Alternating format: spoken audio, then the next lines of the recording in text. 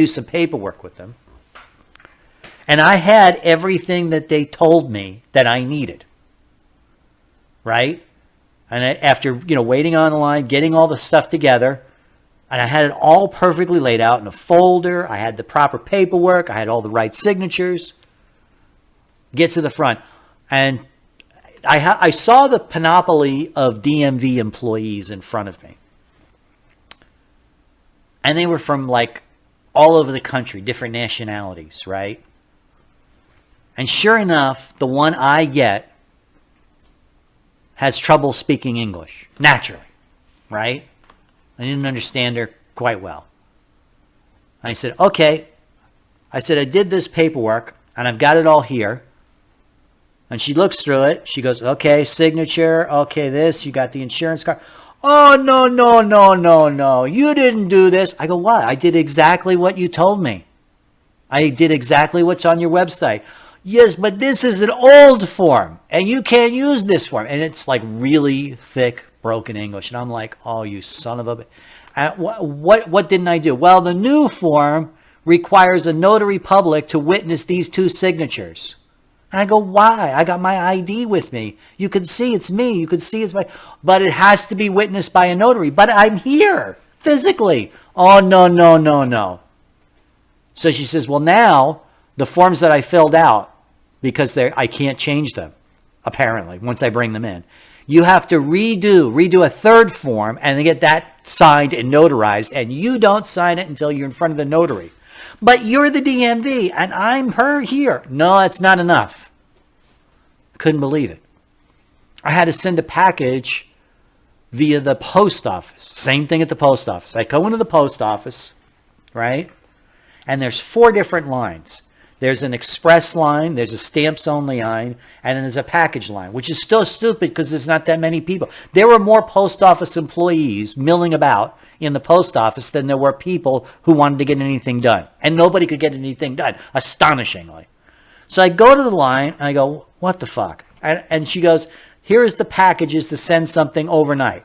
There's Express, there's Priority Plus, there's Express Plus, and then there's just basic Priority Mail, as opposed to first class mail. And I said, well, I just want to get this somewhere overnight. I said, oh, she goes, okay, then you want this, the $26.95 envelope. I go, but what if I send it with the $9.95 envelope? Well, that takes 3 to 5 business days instead of overnight. And then she goes, there's 3 to 5, 7 to 9. Why would anything go 7 to 9 across town? I have no idea, because I could drive it across town in a few hours. And so I said, I just want it over there overnight. She says, it'll be there by 6 o'clock tomorrow. I said, by 6 o'clock tomorrow, I could do it myself. Why do I got to pay $26.95? That's how much it is to send something in Phoenix across town. $26.95. The only reason I didn't do it, I didn't drive it myself, it was just too much hassle, right? But I said to her, this is a regular post box. This goes every day. If I drop it in an ordinary mailbox with whatever it is, that one of those 23-cent stamps is going to get there anyway. Yeah, but you need it guaranteed. Okay, $26.95. Bing, on my card, right? $26.95. Guaranteed. Guaranteed by 6 o'clock. I go, what happens if you don't get me? Do you contact me back here, give me my $26.95 back? No. Well, then it's not guaranteed, is it? Well, it's presumed that it'll be there. We telling you it will get, well, I said, what if it doesn't? I said, I could ride across town. I could spend the $26.95 in gas, because that's what it costs now. It was just one of those days.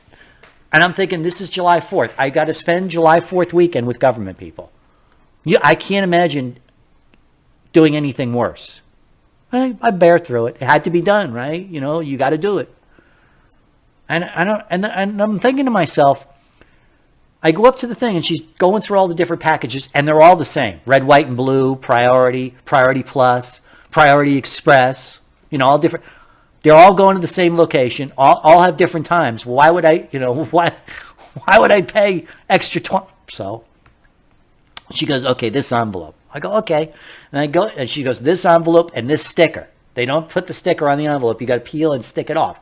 I go, okay. So I go to walk after getting the package that I'm supposed to use, I go over to walk over the counter and she starts walking with me. And I go, what are you here for? First of all, I said, why are you outed from behind the counter? What is your job? Oh, my job is to tell you what package to use. That's her fucking job at the post office. I go, really? That's what they pay you for? Yeah, I just stand here. I just stand here at the head of the line and point to what package you do. That's her job. And then I'm supposed to walk over with you. She tells me this. She says like her life story.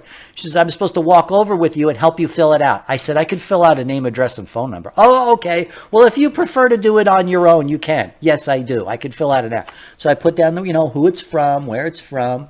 Then I get back on the line, which is like ridiculously stupid fast because everybody seems to be on the stamps line and everybody seems to have a discussion with the employee, but I'm not on that line. I'm on a Priority Express line for some reason. They shoved me on that. And I said, okay, I go to the front. There was no waiting, no waiting at all. There was 4 postal clerks and there was no line, but everything took forever. And I don't understand how that could be. So I get to the front of the line and I go, here it is. And she goes, okay, is this the address you want it sent to? Yeah, that's what I wrote down. And she goes, okay, it's this zip code. And I said, yeah, is that what it says on it? Yes. Okay, then that's what I want. And she goes, okay. Well, everything has to be double and triple checked, in other words. And I put my card in the thing.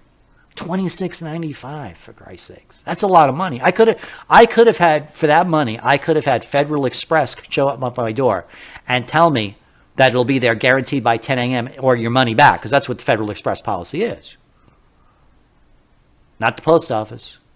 They're like twice as much. Because I've done stuff through, I usually do it, but we were doing it through the post office, and I don't remember what the reason was. I usually, when I send packages, for those of you who receive packages from me, I use Federal Express and they show up at my door. In fact, I've used the Postal Service and they show up at my door, and it's only $9.95. But apparently when I go into the post office now, it's $26.95. I don't know why. So they give me my receipt. And they go, is this the number we can reach you at? Why?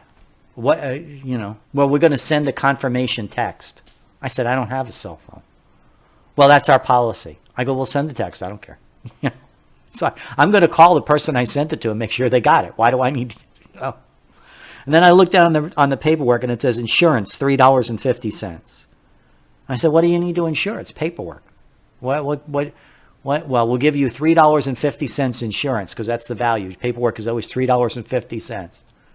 I said, wait a minute. You're charging me $3.50 insurance and the insurance is like under $5. Why? What the hell kind of deal is that? She goes, well, it's all mandatory. I go, whatever. At least I'm not having a bad a day as what they're having in Highland Park, Chicago. That story broke right before all this stuff I was doing. Some kid climbed up on a roof and shot up a parade, a July 4th parade. And I remember when it first hit, it was breaking news. People shot in Chicago. Well, why is this breaking news that somebody was shot in Chicago? Dozens get killed in Chicago every week. Why is this a story? I checked. 43 people on this July 4th weekend were shot just in the surrounding Chicago. But we got to talk about this kid with a rifle because that's the narrative. Oh, it's a white kid with a rifle, so it must be a Trump supporter, right? That's what's going on social media. He takes a shot at shoots 7 people, and you should see the picture of the guy. He looks like Shaggy from Scooby-Doo. The cancer in our society is spreading, folks. People are just shooting people for no reason at all. And they have no motive with this kid other than the obvious ones that we have talked about time after time after time on this show. We'll be right back after this brief break.